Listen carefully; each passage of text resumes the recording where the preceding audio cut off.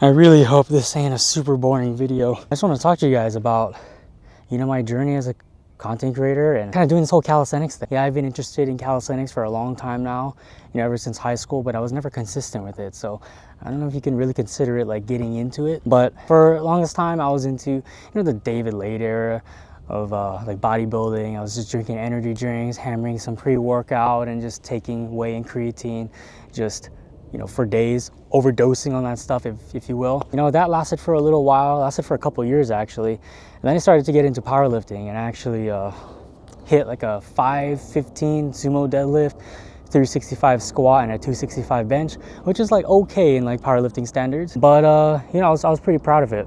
That was till I injured my back, and over the course of ever since I've been alive, I've injured myself so many times. Like my shoulders are just genetically weak. I remember injuring my shoulders for the first time in the pool. I was getting out of the pool, my brother pushed me in, both shoulders subluxated.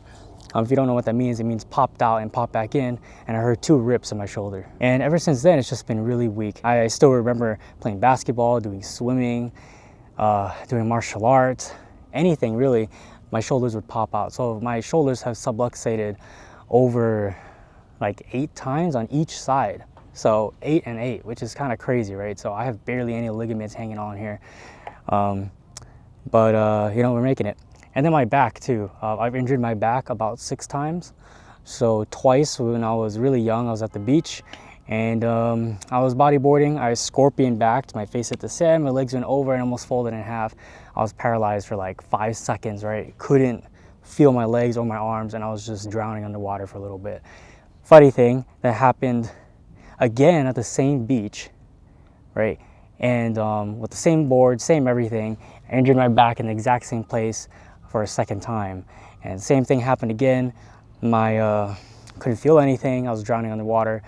Realized maybe I shouldn't do this whole bodyboarding thing. And after that, I injured my back about 3 times powerlifting. 1 time in calisthenics, sorry. So 3 times I popped my disc out when I was doing a squat. Then I tried doing a deadlift, and then my back, I felt something pop in my back again. And then the 3rd time around, I was doing deadlifts, and these were just working sets, but I was going through some mental stuff. So I just kept pushing, even though I felt the disc literally slipping out of my back. I just kept going, and yeah, messed up my stuff. The 4th time when I was doing calisthenics, I was doing a muscle up, and I felt something like pop, almost like a facet just in my thoracic spine, just kind of in this mid-back area. All my menisci throughout my body, and my jaw, my clavicles, my TFCCs, my meniscus in the knees, they're all screwed up, they're all unstable, they pop. I get up in the morning and sit on the bed like I'm doing now, just contemplating life and my decisions. But here we are, and I found calisthenics as a route to which I could express myself and just become better at. And I think being a master of your body is pretty awesome, not gonna lie. It takes a lot of discipline and a lot of patience, overcoming injuries, because if you're really pushing yourself, you will get injured in calisthenics, and it's just inevitable. Even if you take the proper precautions and you do your prehab and you do everything, there's almost a definite chance you're going to injure yourself at least once at some point in your calisthenics journey. So just keep that in mind. So far my journey has been like fully committed to calisthenics about like a year and a half. I was doing a handstand and front lever, not training per se, but more of negatives. So I was just intermittently throwing them in because I was doing powerlifting at the time. And so while powerlifting, I was training for the handstand about twice a week. And then front lever about twice a week. I just did like 3 negatives like per session. So it wasn't like a full front lever like training session. Until about a year and a half ago, I really started hammering down on my calisthenics. Skipped a lot of leg days, which you shouldn't do, don't do that. Though it does help, I think. But I do think that like doing legs and squatting and deadlifting actually increase testosterone and growth hormone, but that's like another topic for another day. But that background of handstand training and front lever training definitely helped me during when I actually started training for calisthenics. And so now my progress has been pretty steady, I would say. There are some moments where you really begin to doubt yourself, you begin to doubt your progress, because calisthenics is skill-based, entirely skill-based. Of course, it depends what you're going for, but if you're like me and you're going for the planche, front lever, handstand push-ups, 90-degree push-ups, you know, etc., etc. It's going to require a lot of up and downs. It's not going to require.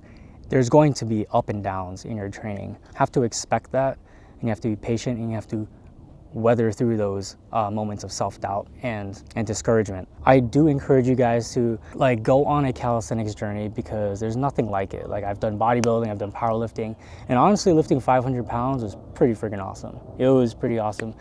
But there's nothing like doing handstand push-ups. Like, there's only so many people out there that can say they can do handstand push-ups or the planche, or, you know, all those other skills. So definitely look into it.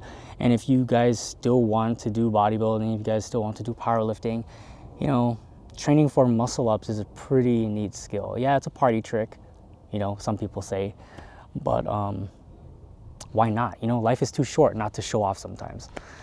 But I do calisthenics because it's just purely fun. And, you know, I was inspired from long ago from, you guys remember like Frank Madrano, and of course you guys know Chris Heria. And I used to watch them like all the time when I was in high school. And those guys really, really inspired me to get into this whole thing initially. And then I started up again. I forgot who I was watching. I think it was Valentin Blanc. I think that's his name. But yeah, he's like the king of planche, and I wanted to be like that guy, you know?